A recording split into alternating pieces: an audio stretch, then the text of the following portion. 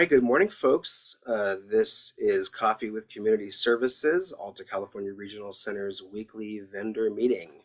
Today is February 10th. It is 11:03 a.m. We've already got 52 folks logged in, so we're going to get started here. As per usual, these meetings are recorded, and so they go on to YouTube, and then we have links on our website. I certainly hear from folks when we are late in uploading those videos, so my understanding is that we've fixed our issue and all the videos are uploaded from the previous weeks, because we certainly are covering a lot of changes that are always going on. For this morning, I'm going to start just introduce some staff that are on. So I see Rima this morning. Good morning, our deaf and hard of hearing specialist who's on here. And Carol Wilhelm from Client Services. And from Community Services, I see Odelia and Jason on this morning. And we've got one of our SCs, Jolana, who's there right on my screen. So good morning too. And I see from Community Services, Damien, and let's see, we got Gary on and Alicia, our HCBS specialist, client services managers. We've got Dana and Kenesha on. Good morning. And we've got Max as well from client services. Good morning to Max Robertson too. And let's see, we have from community services, Isabella's on, and another from client services. We've got Catherine Weston from the Woodland office. Good morning. And Helen, our CSS manager, is on here. And Shirley, another one of our community services specialists. Good morning. And Heidi, ever present from our Grass Valley office up there. And let's see, we have Michelle in the office, supervisor of our one of our community services units. And we've got Danny and Dan on this morning as well, two more of our community services specialists. I see my assistant Zach on here. Good morning, Zach. And Cindy Lay, another one of our client services managers. And of course, Johnny Zhang is here as well, one of our associate client services directors, and Leah also from community services. So I think I grabbed as many folks as I could as I went through there, but appreciate everyone logging in today. And we've got some updates that we're going to go over with you and a little presentation about some topics. So we are going to have a discussion regarding some labor laws, and Isabella's been doing a lot of work in this area, so she's got some information to share with you related to that. We've got information from the Department of Developmental Services on the new Coordinated Family Support Services, which is going to be a new type of service that can be vendored with a regional center. So we've got a little bit more information about that. We're going to talk about how we're going to be rolling that service out to our community, making sure that our service coordinators are aware of it, etc. We are going to get an update on a few different things. We're going to update you on the HCBS status of where we're at on getting into compliance with our service providers. And again, I think the plan's going to be basically we'll provide you guys a weekly update on that, so you can just see it as we're seeing it, which is our numbers growing and growing and growing with compliance. And we're going to discuss a little bit about the community placement plan and community resource development plan, and what got approved for this year. And so I see Dan on here, and so maybe I'll let Dan talk a little bit about why we think we need to have a care home that specializes in substance use disorder treatment. And then we have some discussions about the rate study, a little bit more about that. Certainly can discuss about the lively conversations we had during our provider advisory committee meeting yesterday as well, some of the updates there. A little bit more discussion on the HCBS grant funds, or the HCBS compliance funds, the $980-some thousand that we have to give out. So Michelle's going to give a little update on that. I know we sent stuff out last week about it, like at 5 o'clock from our regional center last Friday. And I think that'll get us about through the agenda. I think Johnny might be able to pull it because he might have it handy, but if someone can put in the chat the information about the POS disparity meetings and when those are coming up. I know there's 2 dates that are scheduled for those, and so I don't have those handy though. So if someone has that from case management, if you could drop that in the chat, I would certainly appreciate that for this meeting. So we are gonna get rolling, and if you don't mind, Isabella, if you don't mind if I kind of throw it to you first and let you go through your presentation and let people ask questions, and then we'll get through the rest of our agenda items. So I'm going to throw it over to Isabella Vega, Community Services Specialist. Thank you, John. Hi, everyone. Isabella Vega, Community Service Specialist. So I have been working, and we have been working, the regional center has been partnering with the Department of Labor, so the federal side, and the Department of Industrial Relations, so DIR, which is also oversees labor, but it is the state at the state level. So we've been partnering with both agencies to gather some resources for you guys, for all of our vendors.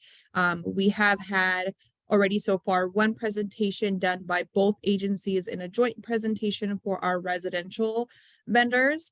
And we've compiled all of this and we've put it on our website. So hopefully you can see my screen. So I'm going to take you from our main page, our Alta page. And then of course you just scroll down, go to your little tab for service providers.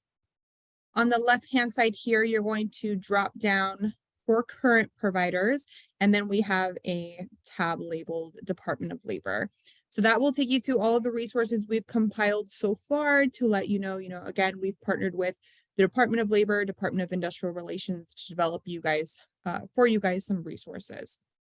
There's some information here regarding the Fair Labor Standards Act. There is some information from DIR or the Labor Commissioner's Office. It also includes those presentations that we gave, that we offered to our residential providers.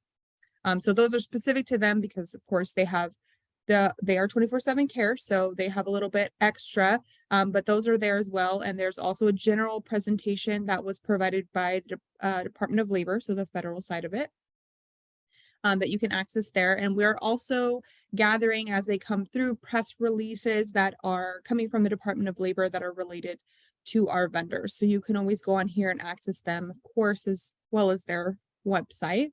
But as things develop and as we receive more resources, we'll keep adding to this webpage on our website. If you're interested in a training given by either or, it really is beneficial for both agencies to be providing you a presentation. If you are interested in that, that is definitely something we can work with you on. Of course, like I said, the main ones are for residential that was already provided, but of course we have tons of providers and labor laws apply to all of our providers. And so if you're interested in that, connect with your community service specialist. We can definitely set something up so that we can present that for you guys, have it recorded, put it on here as well, so that if you can't make it, we can put it on our website for you as well.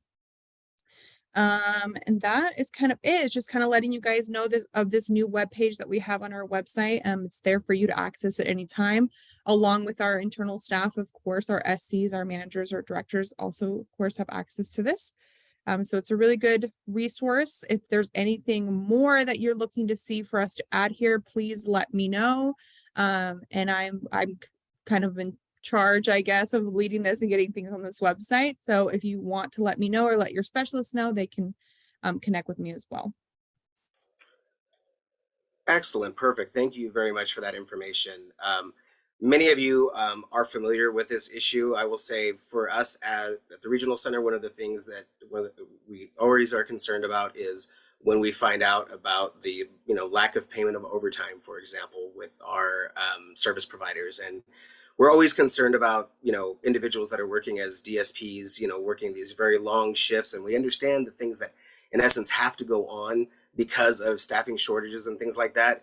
However, people have to get paid. And one of the things that we see way too frequently is, people that own multiple different, multiple different homes, for example, day programs, for example, and people working, multiple shifts amongst those different entities at well over 8 hours a day and then not being compensated for overtime. And that seems to be we've been, one of my first visits out that I did as a QA, working community services 12 years ago was for this exact reason, because to this. And these repayments can be huge sums of money that are required when you're not doing this. And more than anything, people that are working, themselves as hard as possible to support our clients aren't being compensated fairly for the work that they are doing. And so if you have questions about this, please let us help you. Please reach out to us if you need clarification. Isabella's already found some really good connections where we can, and I know that they've already started emailing us and providing us updates on things when we find out about it because of that relationship that she's built with them. And so just want to encourage folks, you don't want to have this happen. But more than anything, these DSPs are valuable, and we need to pay them what they have earned when it comes to these long hours and these multiple shifts that they are doing. So thank you. I messaged Isabella earlier because I appreciate how she's made this so important, because it was just 2 or 3 weeks ago where we received notices of, I think, 3 of our different facilities that had these issues. So, and thank you, Isabella, also for putting it on our website, because just like anything, it's tough sometimes to navigate these different things. And so what we will do too is, and Isabella can be responsible if there is changes or anything like that, we'll make sure that we keep that website updated related to it. And let's see here. Thank you very much for the comment in the chat. It is a great resource, and just want to encourage folks to utilize it. And I've had providers that have told me, thank God I found out about this when I did, because if I would have found out about it a year or two later, my repayment would have been huge. That would have gone on if I had not, followed the rules. So, all right. Thank you very much for that. I am now going to jump over to HCBS. And so I think maybe we can start with Alicia first to give us an update on where we were at last week and where we're at today, and then kind of a little bit about how we got there over the last week too, because I know a lot of the specialists and Alicia and our temps and our vendors have been working hard. So I will throw it over to Alicia now. Good morning. So last week, when we received our DDS update, which we get every single day now, last Friday, our compliance was sitting at 48% compliant, with 233 providers still needing to submit documentation or still needing to be compliant, and 49 of those having submitted no documentation. As of this morning, we are up to 64% compliant, and only 169 that are non-compliant, and only 27 who haven't submitted documentation. So we have made a jump of 16% in 1 week. Our main day of that was Wednesday, when we had a vendor forum. We had vendors come in and they didn't leave until they were compliant. So we got everybody left the room completely compliant. We had 39 people be compliant in 1 day. So we're working hard to get people compliant. We still have more workshops coming up. I am extended office hours to pretty much anytime I don't have another meeting. So anytime anyone is available to meet, I'm willing to meet with them. We have WAP and SEP are both 100% compliant at this time, and day service is sitting at 86% compliant at this time. So there's not a lot of day programs left that need to be compliant. We're mostly looking at our arm level care homes.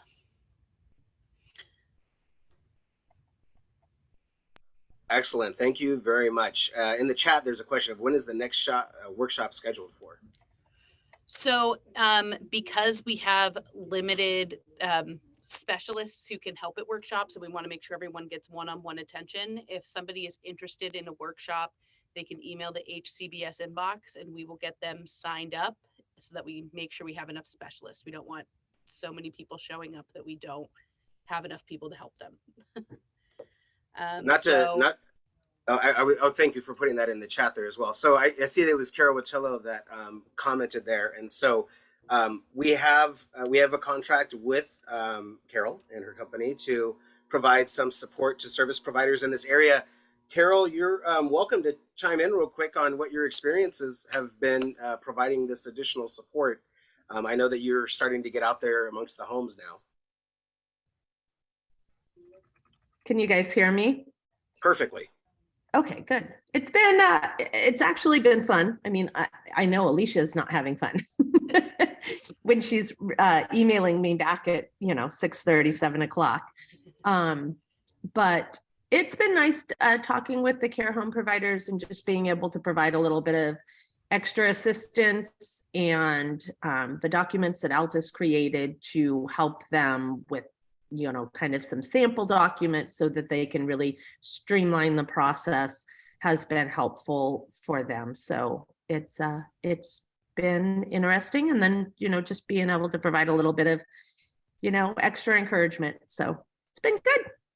Hopefully helpful. we Excellent. had three people get their stuff in. So That's excellent. And again, I know that, there's some folks that need that extra assistance. I know the workshops are really helpful in that area. And so shout out to, Cindy, before she left, worked with getting these contracts set up with these different providers for HCBS. And so thank goodness we have this option, Carol, and that we got that contract in when we did, because it really is timely and very helpful. And I'm hoping, with, for example, you in this position and going out into these homes, thinking of things that we in the future, maybe on the residential side, need to look at as far as additional trainings and things like that.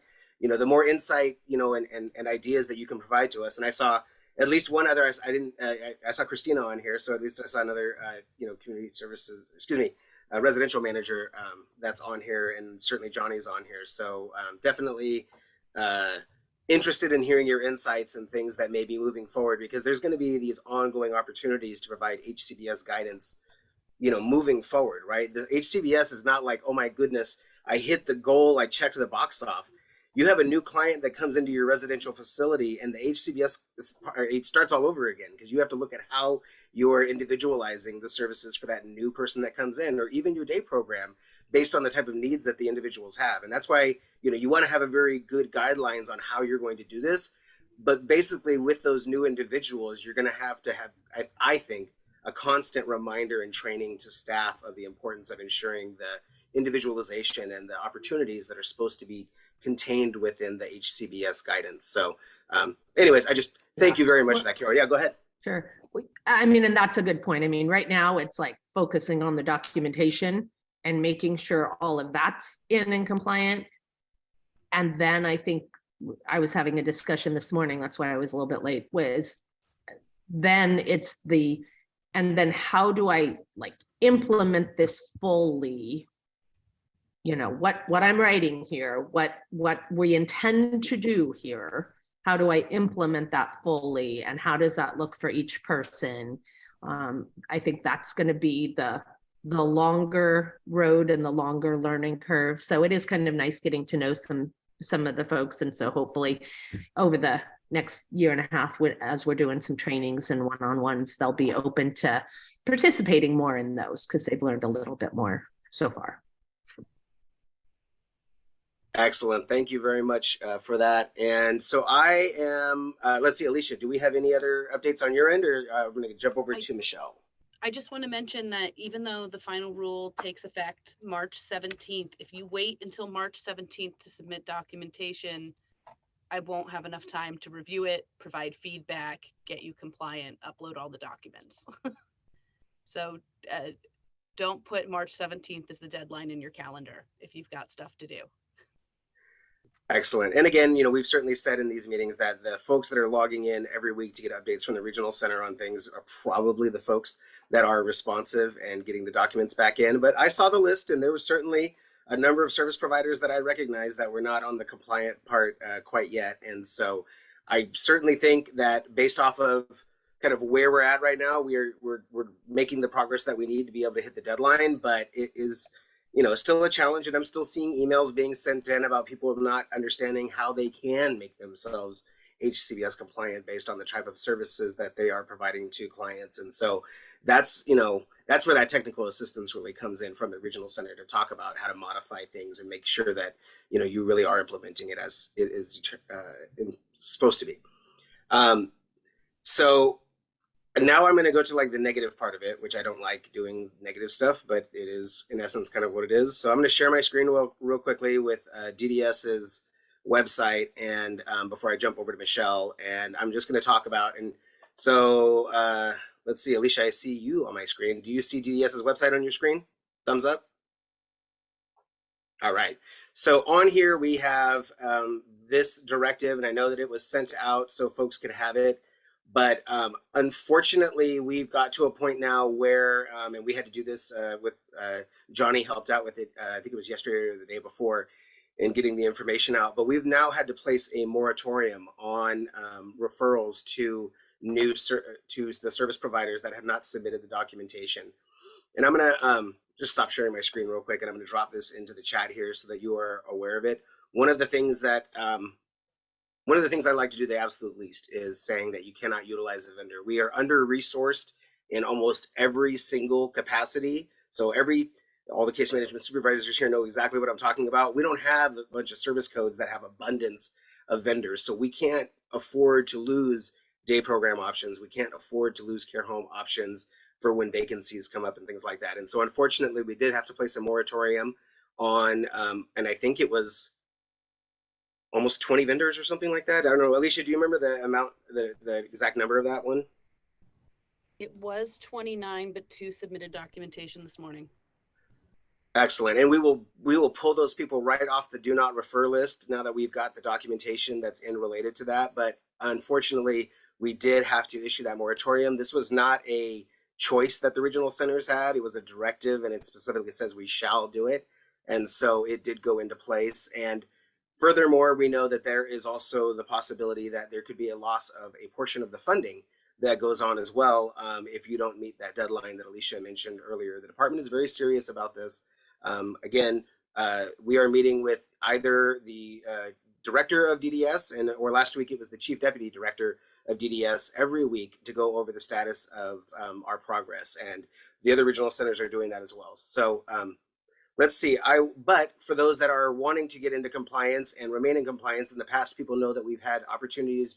Catherine Weston was on. She used to administer the grant. Cindy as well for the HCBS funds. And this year we have a little bit of a different way that the department is asking us to do it. And so I know that went out last Friday, like around 5 o'clock, Michelle's letter. But I'm going to ask Michelle to unmute herself and just talk about what that opportunity is.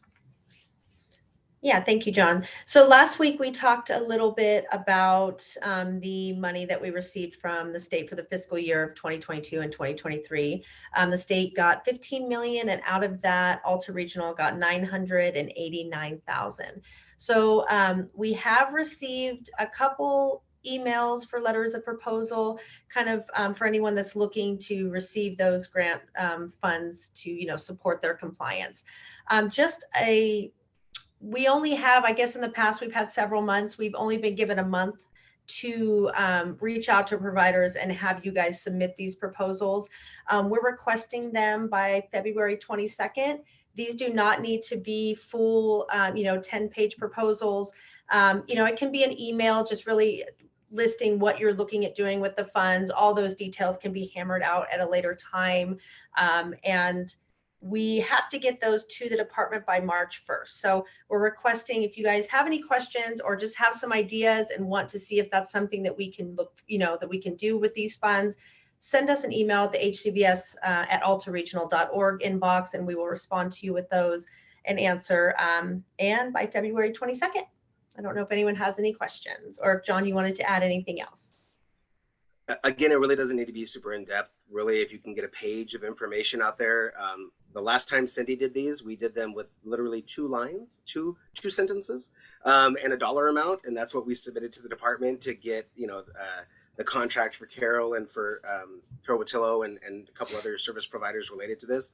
And so just be creative. Please submit something into us. I know that there's also, last year, part of the contracts that Cindy had done were the ones for our collaborative with Valley Mountain Regional Center as well. Like that was a component of it. I think we used half the money for that based off of the feedback from our provider advisory committee. They were really interested in us supporting the DSP workforce challenges that everyone is doing. And so there's also an idea about the possibility of maybe funding additional activities amongst that, again, to try to get more qualified staff and interviews in front of our service providers. With that, about the Valley Mountain Regional Center, that collaborative, because it is that HCBS project, I do just want to add that we are at a point where we're looking at scheduling the industry-only job fair. So we're going to be hosting a job fair in Sacramento for all of our service providers to participate in, and it will be only our service providers that are vendored with us that can participate in that job fair. So again, we don't have SMUD there, we don't have Amazon there, and some of the other folks. It's really just industry specific. So that'll be coming, I believe, in June. We're looking at finalizing the details of that job fair this month with Valley Mountain Regional Centers. So exciting stuff. Looking forward to that, and anything that we can do to help with the challenging hiring situations that folks have. We're certainly interested in doing that. So thank you, Michelle. And I know we talked about it at the Provider Advisory Committee meeting, yesterday, and I've got something that got sent to me about a mobile dentistry van. So our RDHAPs can get dentistry quicker to our clients out in the community, and looking at like a mobile X-ray station as well to get people get X-rayed faster. So that's how wide we're talking about here as far as the different ideas. So please don't hesitate to reach out to us, and hopefully we can develop a very good plan here to spend this $1 million. Previously there was the big grant cycles that DDS ran. Many of you got those HCBS grants over the years. One thing I will say is that, and I am having flashbacks to previous years with Catherine Weston on this, is that we have quite a bit of the HCBS funds from previous grant years that have not been expended yet. And so Michelle is kind of responsible for making sure that we get in touch with each of those. And I think Alicia's going to be working on it too, with each of those vendors that still have a large outstanding amount of billing to do for their previous HCBS projects. And so we're coming to the end of that as well. I think we've got almost $800,000 that people still need to submit claims for. So we certainly want to make sure that each of you are getting paid for the work that you're doing to implement the HCBS guidance at each of your companies. Any questions about that? All right. Very good. Thank you. I now want to jump over real quickly just to discuss the rate study. So I will share that we, as I mentioned, had a, let's see. Is it the HCBS email we reach out to for the grant ideas? Yes, perfect. Yes. Yep. Excellent. Thank you in the chat. All right. Rate study. So again, as I was mentioning, we had a lively discussion yesterday at our Provider Advisory Committee, and certainly a part of that discussion is in relation to some of the rate study rates that many of our providers feel with the change to the rate study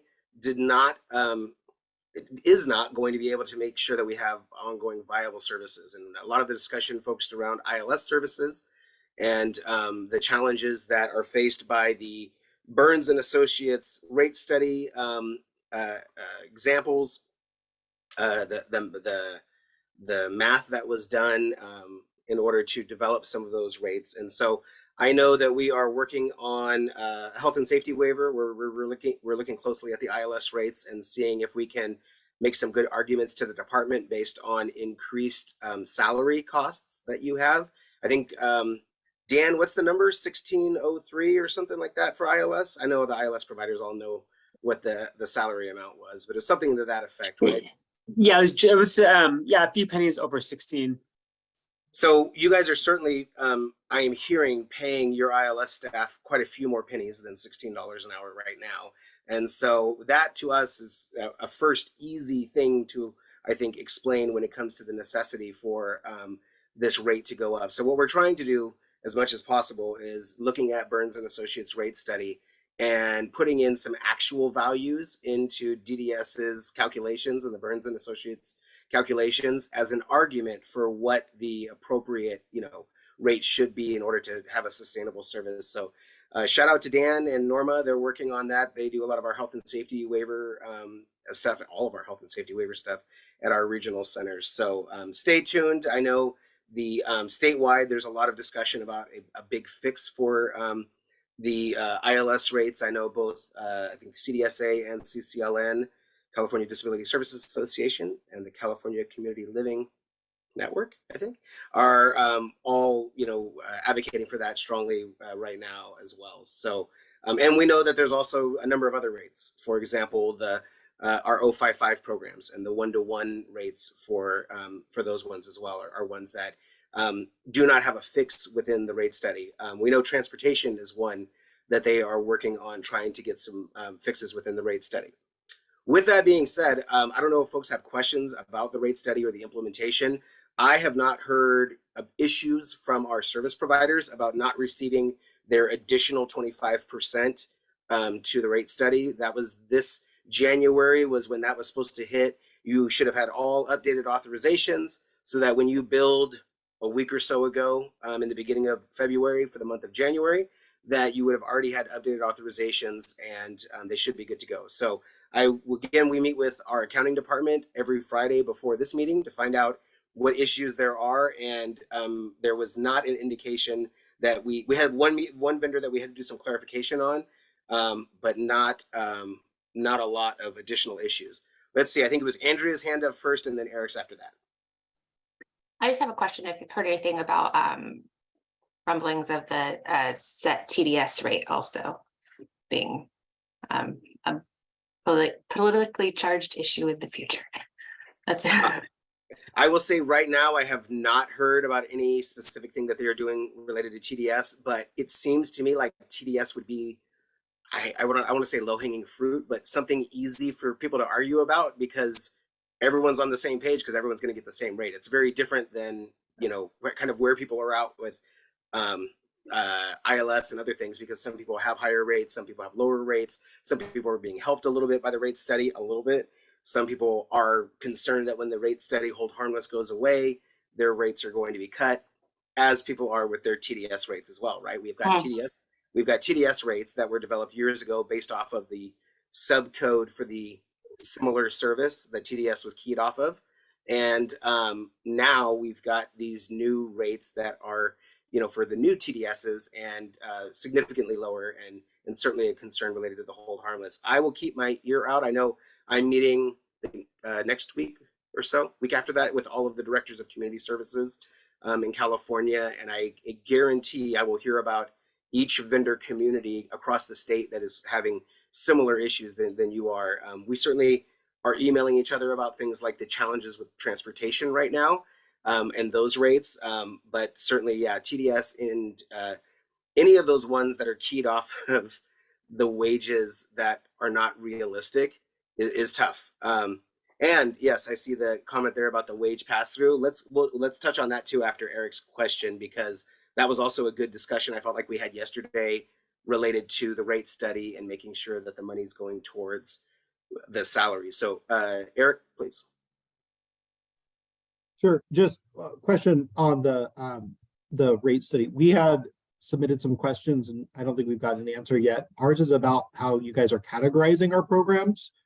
I don't know if anybody else has that question, but is there somebody else that we should be reaching out to regarding that? No, I'll follow up with our accounting manager, Robin. I understand your question about whether or not you guys are truly considered to be a medical program. I agreed with your recommendation about which of your programs should be considered medical and which ones shouldn't. But I will have, let's see, because this goes across both Michelle's unit and Jordan's unit, but primarily Michelle's unit because that's where your other, other than Odyssey is. And so Michelle, let's get with Robin and look at rate questions, and then Dan will loop you in on that as well because you've still got Odyssey, right? UCP Odyssey. Yeah. Okay. Christy and I, yeah. Okay. Oh yeah, Christy. Yeah. Go ahead, Eric. I was just gonna say, just for other folks, make sure that you're paying attention to how you're being mapped, because that's a question. And can you clarify? I don't believe there's any official guidance from the department about some of the requirements of some of those different, I'm assuming some of these different rate tables and classifications as defined by the rate study are going to require some guidance about what qualifies, what requirements follow those different vendorizations. Have I missed that? Are there say requirement? Is there some guidance about what makes a medical program or a behavioral program, or what is defined specifically as community only? Is that somewhere that we could reference, or is that still pending? I think it's pending. I do not believe that there. And so Carol Wattillo had brought this up previously when we were talking about the 055s a long time ago, because, months ago, because of the not differentiating anything that might be employment based and having any type of like multiplier to provide more money to provide some of those employment type supports too. Like that seems to have kind of been left out. But I am unaware that there is something explicitly that describes that. And so in a situation like yours where, we did really build one of the programs to support individuals. We had a nurse that was part of the original program design and everything else, so So Michelle and I will follow up with Robin LeMay about that, about making sure that we've got it categorized appropriately. I don't know that there is a number of vendors elsewise that have that issue, but I understand wanting to ensure that we do have it correct because, you know, at some point DDS will, I'm assuming, look really, really closely at all of these issues possibly, and we would hate for a vendor to be determined to have an inappropriate rate. With that being said, the DDS auditors have arrived at Alta California Regional Center. Got to meet like 7 of them or 8 of them, I guess, Michelle, yesterday, and Helen. We got to meet them here. Their manager was here as well. And for those of you that have been, at least in our community services department, at one point, you know that the auditors come every couple of years and they set up shop right basically between Iqbal's office on one side and my office on the other side, right near the middle there. And they will be here for the next several months looking at everything. I think we had a good kind of entrance meeting with them, and they're looking closely. And I know one of the first things they looked at was all of our health and safety waivers. That was one of the first things that they wanted to kind of double check on. So we'll see the extent to which the determinants for the rate study are rolled into DDS's audit or not, but we always want to make sure that people are safe from any audit findings. So certainly we can follow up more about that too. I'm just going to put a little note down for UCP. All right. If there's not, I'm going to go jump in the chat real quick. All right. So, yeah. And so Michelle Ramirez from On My Own, there was a discussion that went on yesterday at the Provider Advisory Committee related to kind of the wage pass-through discussion for the rate study. And we had talked about this a couple weeks ago, like right towards the end of the meeting as well. And so in essence, just as with previous rate increases that have gone on with the Department of Developmental Services, they've indicated that, you know, these rate increases need to be really keyed off of increases to the salaries of the individuals that are working for the companies. And one thing that I'm going to be looking for additional guidance from, because it did come up yesterday at the Provider Advisory Committee, is that if you look at the Burns and Associates rate study, and for example, if it says 1603 is what a ILS worker is supposed to be making for that position, and you're paying out at $18 an hour or something like that already, or you're at or above what the rate study says you should be paying people, whether or not there is any other calculation that's needed to determine that you're making the wages, like the wage pass through. And so we'll get more details on that because I think that's some clarification that we need. But it seemed very logical to me that if you are paying your staff what the rate study says you should be paying your staff, then you are utilizing the rate study rate increases appropriately. Like that seems very logical to me. But and I don't know if Michelle Ramirez from On My Own wants to unmute about it, but I think there's still some clarification that we might need to get specifically on that. So if you look at the trailer bill language, it specifically says that, starting January 2023, any rate study increases received, a majority of it should go towards staff wages. It doesn't say if you are currently paying above what the rate study says that you don't have to spend the money that way. So there's some clarification there, because many of us already pay. I mean, the rate study is already what, 4 years old, 5 years old. So many of us are already paying over what the direct care staff wage says in the rate study. And so some people were questioning, well, if I already pay that, why do I have to push the money towards our staff? But the whole purpose of the rate study is to increase the staff wages for our workforce.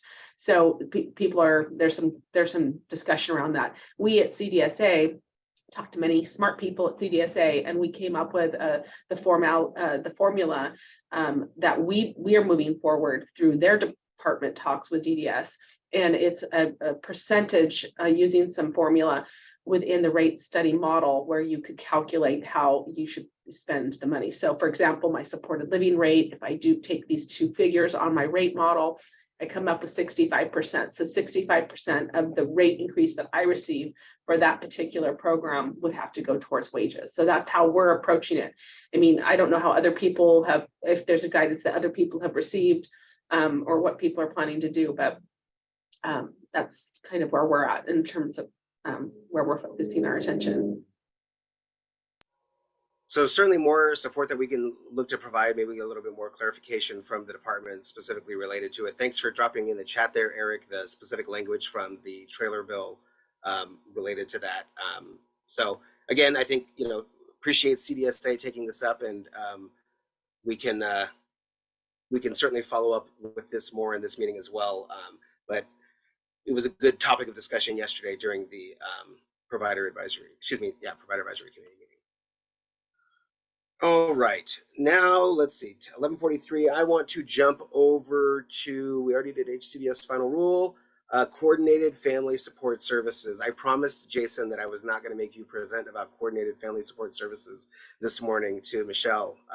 She totally talked me out of it. So with that being said, I think I mentioned last week that Jason is going to be, he's being promoted to a lead within the community services department just as soon as we can get someone to fill his previous position that he's got right now. And one of the things that he's going to be taking on as the lead is the coordinated family support services. And so I'm going to drop into the chat here real quickly a link to DDS's information. They've got a whole page here on coordinated family support services. And I'm going to share my screen real quickly so you can take a look at this information.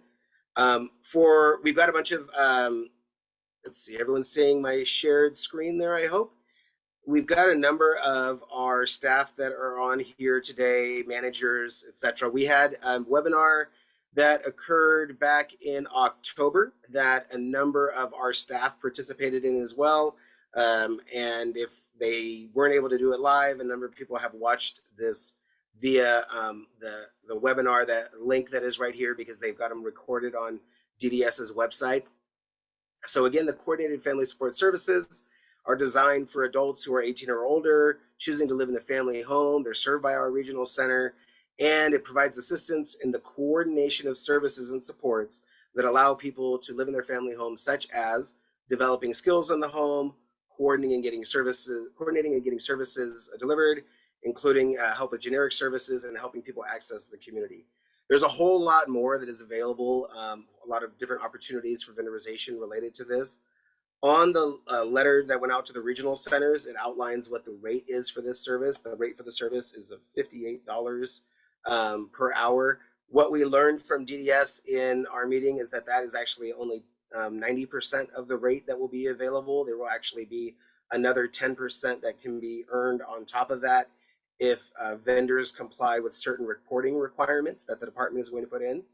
What we want to encourage folks to do is to participate in the community webinars that are going to be here. We're developing an outreach plan at our regional center. We went over it yesterday. For those of you that are service coordinators, there's going to be an all service coordinator email that will come out here at some point that is going to invite you all. We just got these invitations from the department, but there's going to be a number of webinars next week in multiple languages. They're community webinars from 3 to 4 o'clock, both on the 15th and the 16th, to give more information about this service. Hopefully they'll have some good opportunities to answer people's questions as well. So we are going to encourage our service coordinators to participate in this. Once again, folks, when it comes to the regional center, we get this information at sometimes the exact same time that you do out in the community as well. And so in this case, we already have service coordinators that are being contacted by family members about this new service and wanting to initiate it. And so our goal is to get a request for proposal up on our website for this service as well.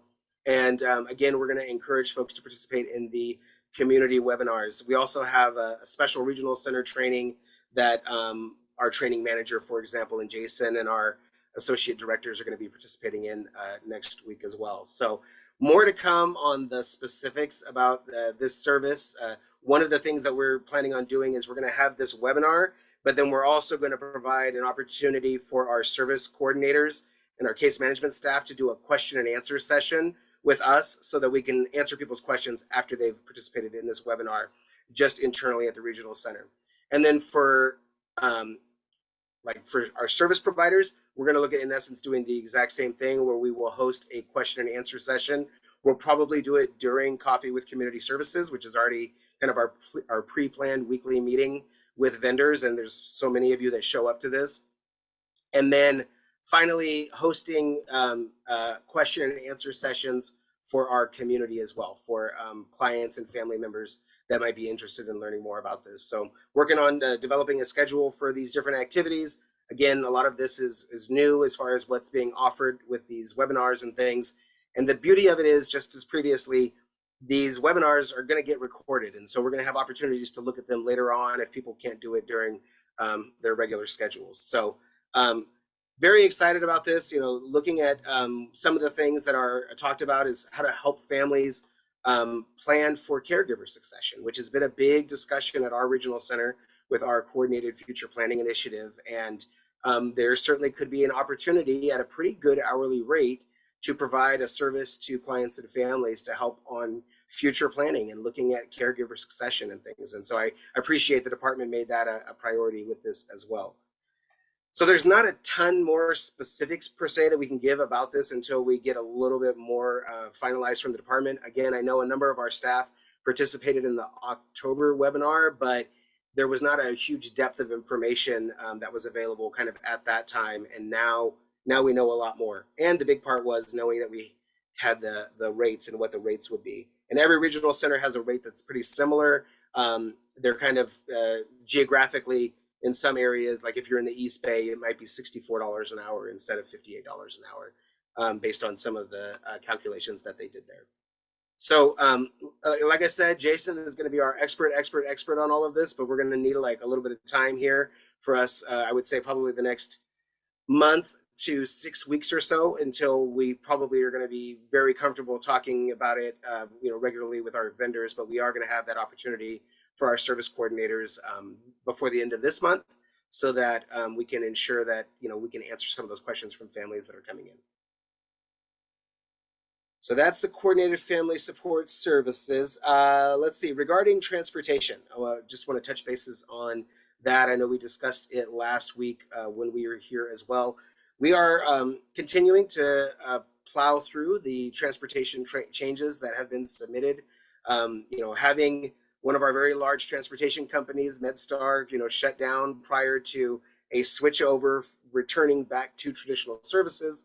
And then the combination of lots of transportation requests that are for things like half days, 1 to 2 days a week, or 3 days a week, makes it extremely challenging to build some of these transportation routes. And so right now we still have got over 200 individuals that we are pairing with transportation.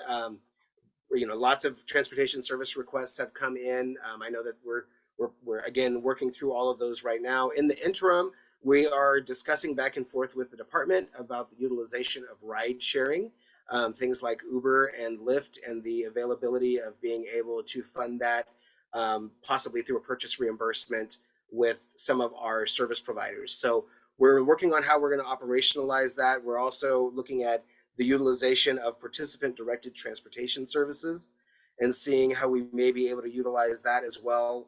I've got a bit of a concern about the FMSs and their ability to absorb a lot of that work with even, because of the challenges right now in accomplishing all the SDP work that needs to be done, in addition to things like the, paid internship programs and the CIE. All of those things require the FMSs, and though there's different parts of the FMSs that are part of that, it is an impact on those companies with just the volume that is being received. And we know the Department of Developmental Services has made this a very high priority to try to stabilize things and provide more opportunities for FMSs, but we are certainly hearing a lot of complaints related to delays in implementing things. So we're going to try to develop a fix for this, or interim fix for the transportation challenges that we're facing by hopefully not having to overburden our FMS agencies. So again, we have heard this loud and clear, specifically from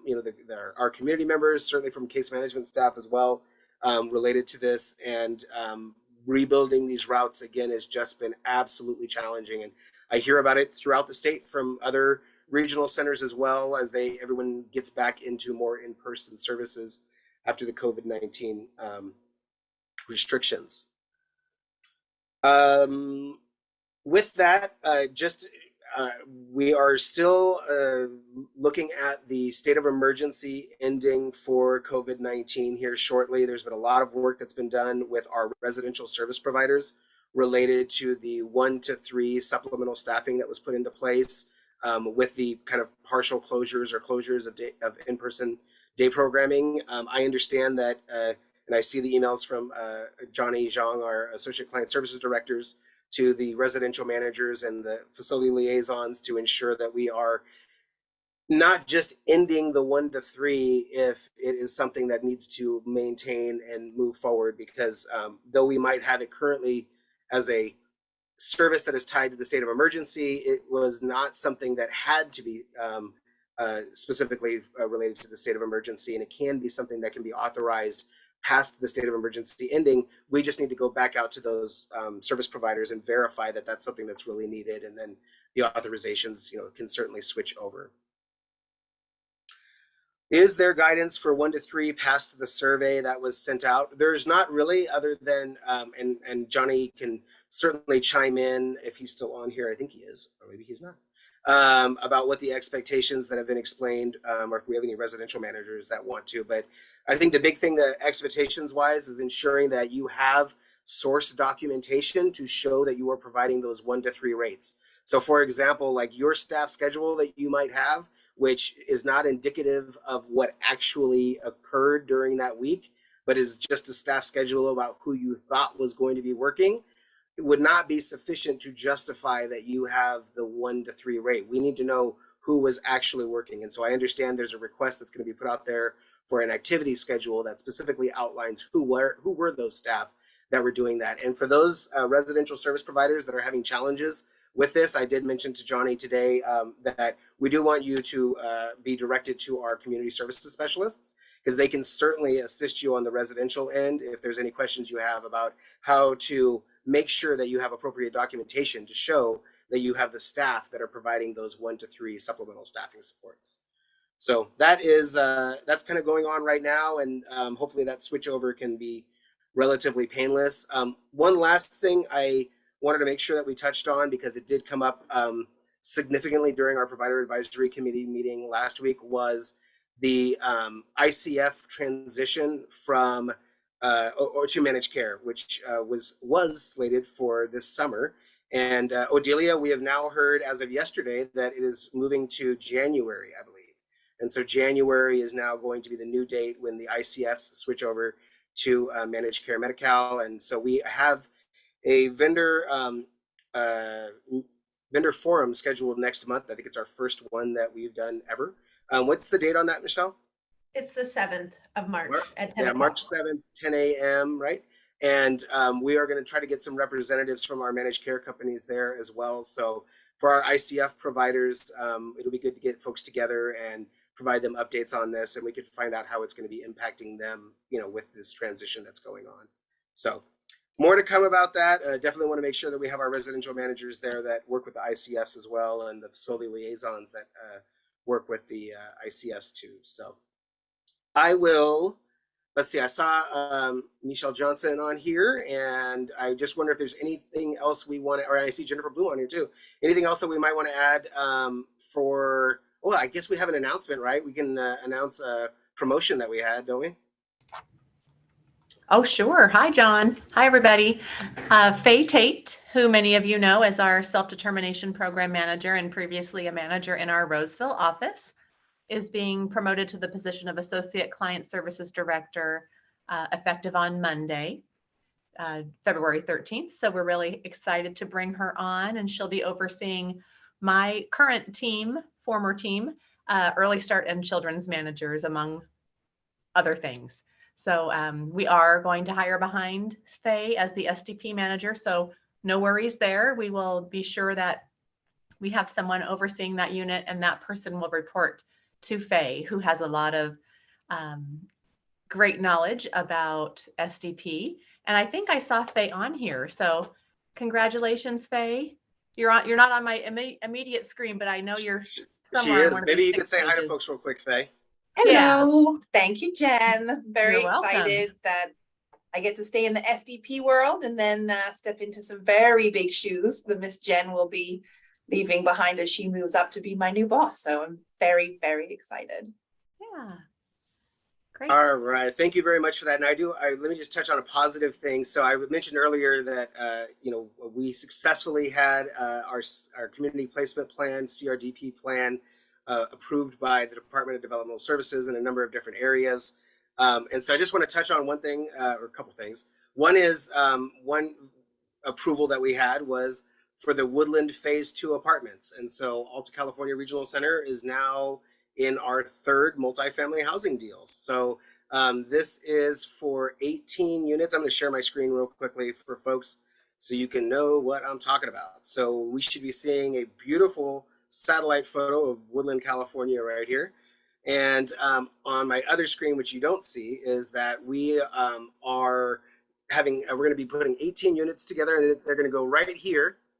So this is the end of town. This is Main Street. This is Rayleigh's. This is the Fields. So that's the west side of town there.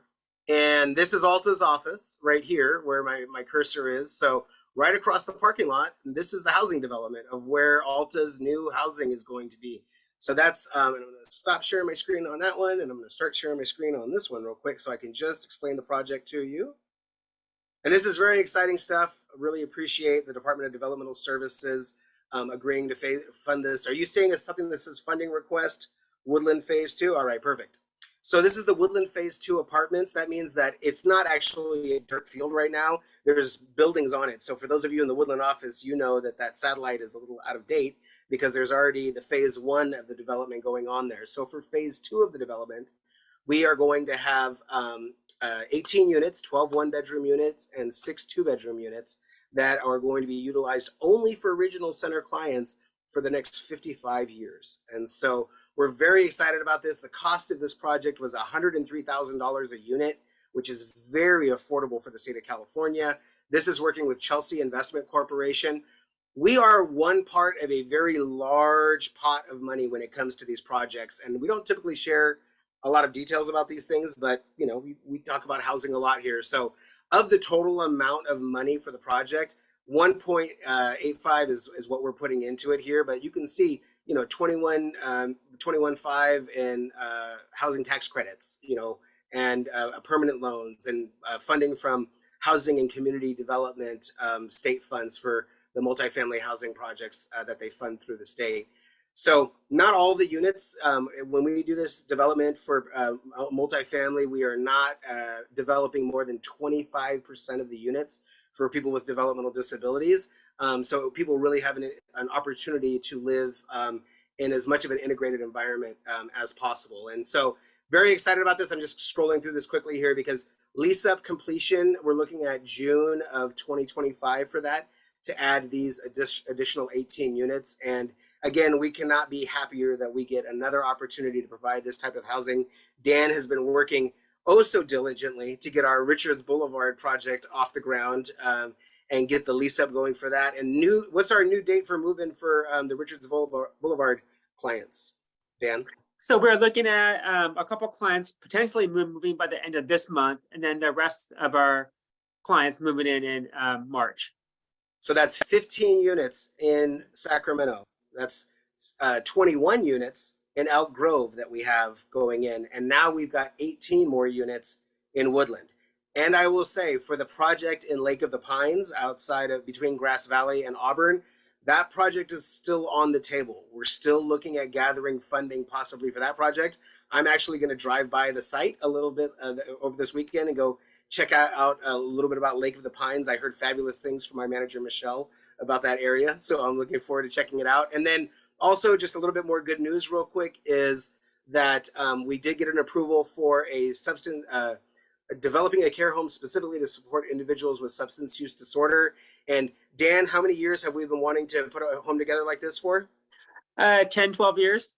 But I would say at least 10 to 12 years. And Yeah. So we are doing this as a arm level home. It'll be a 4i home, but it's going to have a specialty. And the beauty is over the years, and Dan has been kind of an expert in this, is that there has been the ability to look at layering in some of those consultant services that folks have as well. So I think we're really excited about it. We've got that project. And then next week, we'll get an update maybe from our staff about our other pilot program that we're doing, which was approved, which is $25,000 to develop a staffing registry for DSPs that can sign and work with our deaf and hard of hearing clients. And so we're very excited about that project as well that the department gave us.